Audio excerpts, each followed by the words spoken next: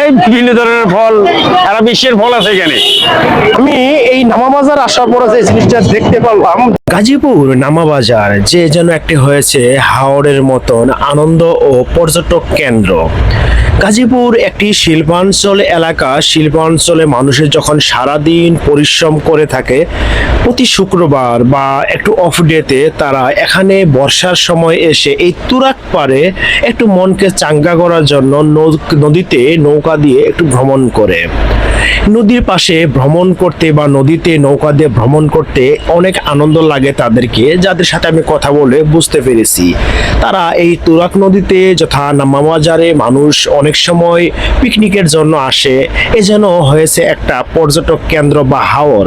আপনারা দেখেই বুঝতে পারতেছেন কিছু এক ঝাঁক তরুণ তারা এই নৌকা করে ডিজে গান বাজাচ্ছে এবং তারা আনন্দ উদযাপন করে থাকে।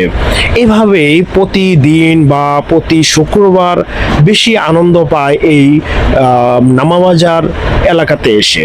গাজীপুর নামাবাজার, এখানে মানুষ বিকালে আড্ডা দেয়, কেউ বা নদীর পাড়ে বসে বসে মনের দুঃখগুলো প্রকাশ করতেছে নদীর সাথে, কেউ বা ট্রলারে এপার থেকে ওপারে বা নৌকাতে ঘুরে আনন্দ বিনোদন নিয়ে থাকে।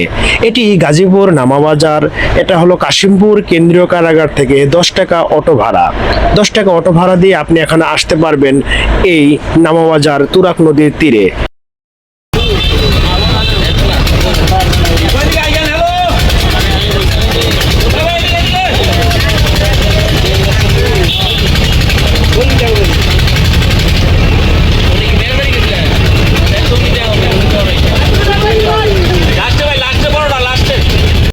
নামাবাজার এসে আপনারা কি কি দেখতে পাবেন সেটাও আমি আজ আপনাদেরকে এই ভিডিওতে দেখাবো। নামাবাজার যখন আসবেন তখন রাস্তার উপরে দেখতে পারবেন এরকম ফুচকার দোকান, ঝালমুড়ির দোকান আছে, বাদামের দোকান, এবং এই রুটটা সবসময় একটু যানজটে লেগেই থাকে।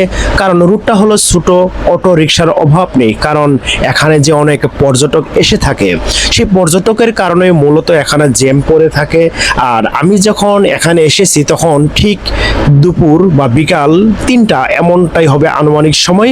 এটা যখন বেলা আরেকটু গড়াবে, যথা 4টা 5টা বেজে যাবে, তখন এখানে পর্যটক আরো বেড়ে যাবে। এখানে আছে পাশে একটি মন্দির এবং পাশেই আছে অনেকগুলা ছোট ছোট হকার, যেখানে আপনি পাবেন অনেক সুন্দর সুন্দর খাবার। এই যেমন ধরুন এখানে এক ভাই বিক্রি করিতেছে পান। এমন পান আমি কখনো দেখিনি, এটা আমি প্রথম দেখলাম।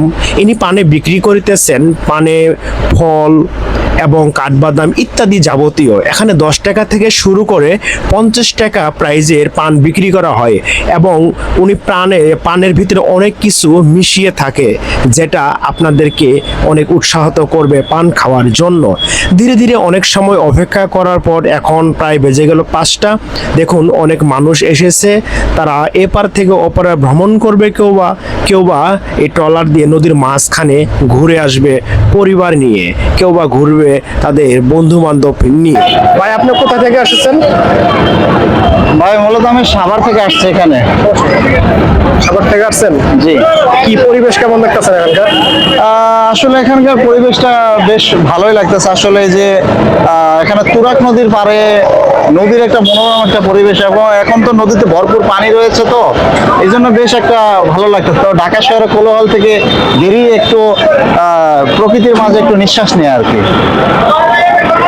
ভাইটি চলে এসেছে সাভার থেকে। শুধু সাভার থেকে নয়, এরকম আশেপাশে বিভিন্ন জায়গা থেকে অনেক পর্যটক এসে থাকে এই বর্ষার সময় গাজীপুর নামাবাজারেতে। আপনাদের কি মনে আছে কিছুক্ষণ আগে আপনাদেরকে দেখাইছিলাম যে পানের ভিতরে কাঠবাদাম, ফল, আপেল, কমলা ইত্যাদি দিয়ে থাকে। এখন তার সাথে কথা বলবো। এই বিভিন্ন ধরনের ফল, সারা বিশ্বের ফল আছে এখানে। পানির ভিতরে কাঠবাদাম, চেরি ফল দেখতে পাচ্ছেন। হ্যাঁ হ্যাঁ হ্যাঁ। মানুষ নামাবাজার আসে ঘুরতে, এখানে বেচা কেমন আছে মোটামুটি ভালোই, মোটামুটি। এখানে তো অনেক মানুষ আসে প্রতিদিন বিকালে। প্রতিদিন না, শুক্রবার হলে আর কি বেশি আসে। হ্যাঁ হ্যাঁ। পানির ভিতরে আপনি কি কি দিচ্ছেন? পানির ভিতরে কি কি এই যে দেখতে পাচ্ছেন